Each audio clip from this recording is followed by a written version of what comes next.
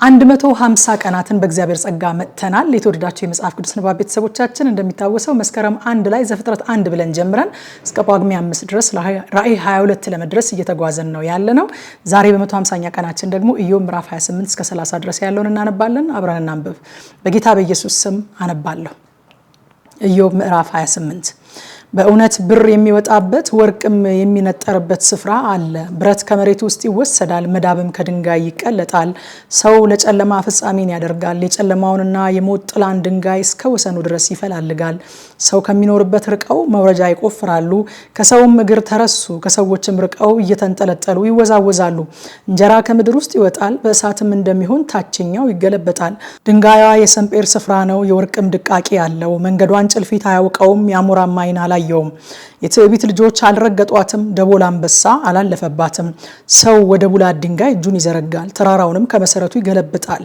ከድንጋይ ውስጥ መንዶልዶያ ይወቅራል፣ ዓይኑም እንቁን ሁሉ ታያለች። ፈሳሹም እንዳይንጠባጠብ ይገድባል፣ የተሰወረውንም ነገር ወደ ብርሃን ያወጣል። ነገር ግን ጥበብ የምትገኘው ወዴት ነው? የማስተዋልስ ስፍራ ወዴት ነው? ሰው መንገዷን አያውቅም፣ በሕያዋን ምድር አትገኝም። ቀላይ በእኔ ውስጥ የለችም ይላል፣ ባህርም በእኔ ዘንድ የለችም ይላል። በምዝምዝ ወርቅ አትገኝም፣ ብርም ስለ ዋጋዋ አይመዘንም። በኦፊር ወርቅ በከበረ መረግድና በሰንጴር አትገመትም። ወርቅና ብርጭቆ አይወዳደሯትም፣ በጥሩ ወርቅም ዕቃ አትለወጥም። ስለ ዛጎልና ስለ አልማዝ አይነገርም፣ የጥበብ ዋጋ ከቀይ እንቁ ይልቅ ይበልጣል። የኢትዮጵያ ቶጳዚዮን አይተካከላትም፣ በጥሩም ወርቅ አትገመትም። እንግዲህ ያሳ ጥበብ ከወዴት ትመጣለች? የማስተዋልስ ስፍራ ወዴት ነው? ከሕያዋን ዓይን ሁሉ ተሰውራለች፣ ከሰማይ ወፎች ተሸሽጋለች። ጥፋትና ሞት ወሬዋን በጆሮአችን ሰማን ብለዋል።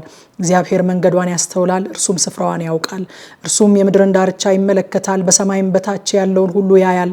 ለነፋስ ሚዛንን ባደረገለት ጊዜ፣ ውሆችንም በስፍር በሰፈረ ጊዜ፣ ለዝናብም ስርዓትን ለነጎድጓድ መብረቅም መንገድን ባደረገ ጊዜ፣ በዚያን ጊዜ አያት፣ ገለጣትም፣ አዘጋጃትም፣ ደግሞም መረመራት። ሰውንም እነሆ እግዚአብሔርን መፍራት ጥበብ ነው፣ ከኃጢአትም መራቅ ማስተዋል ነው አለው።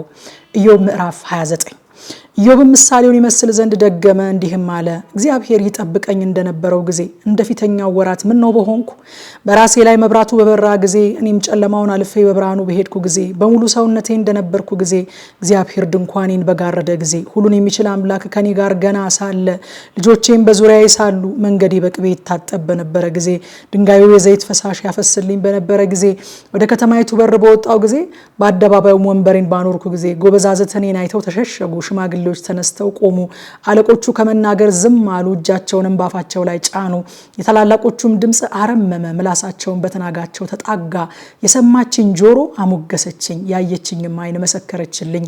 የሚጮኸውን ችግረኛ ድሃ አደጉንና ረጄ የሌለውን አድኜ ነበርኩና፣ ለጥፋት የቀረበው በረከት በላይ መጣ፣ የባልቴቱንም ልብ እልል አሰኘው።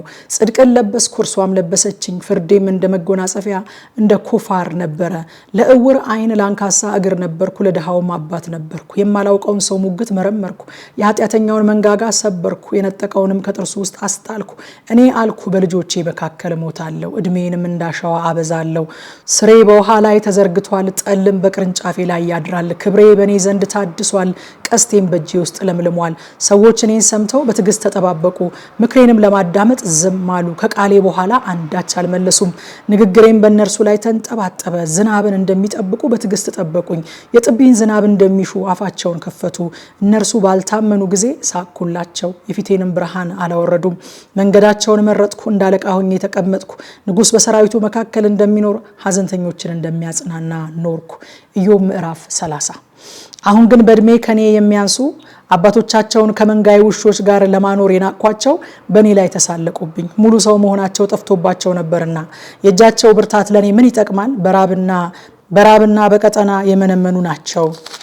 የመፍረስና የመፈታት ጨለማ ወዳለበት ወደ ምድረ በዳ ይሸሻሉ። በቁጥቋጦ አጠገብ ያለውን ጨውጨው የሚለውን አትክልት ይለቅማሉ። የክትክታ ስር ደግሞ መብላቸው ነው። ከሰዎች ተለይተው ተሰደዱ። በሌባ ላይ እንደሚጮሁ ይጮሁባቸዋል። በሸለቆ ፈረፈርና በምድር ጉድጓድ በድንጋይ ዋሻ ውስጥ ይኖራሉ። በቁጥቋጦ መካከል ይጮሃሉ። ከሳማ በታች ተሰብስበዋል። የሰነፎችና የነውረኞች ልጆች ናቸው። ከምድርም በግርፋት የተባረሩ ናቸው። አሁን እኔ መዝፈኛና መተረቻ ሆንኳቸው። ተጸየፉኝ፣ ከኔም ራቁ። አክታቸው ሰይፋቸውንም በፊቴ መትፋትን አልተውም። የቀስቴን አውታር አላልቶብኛል አዋርዶኝማል። እነርሱም በፊቴ ልጓማቸውን ፈተዋል። በቀኜ በኩል ዱርዬዎች ተነስተዋል፣ እግሬንም ይገለብጣሉ። የጥፋታቸውን መንገድ በእኔ ላይ ይጎድባሉ። ጎዳናዬን ያበላሻሉ። ረዳት የሌላቸው ሰዎች መከራዬን ያበዛሉ።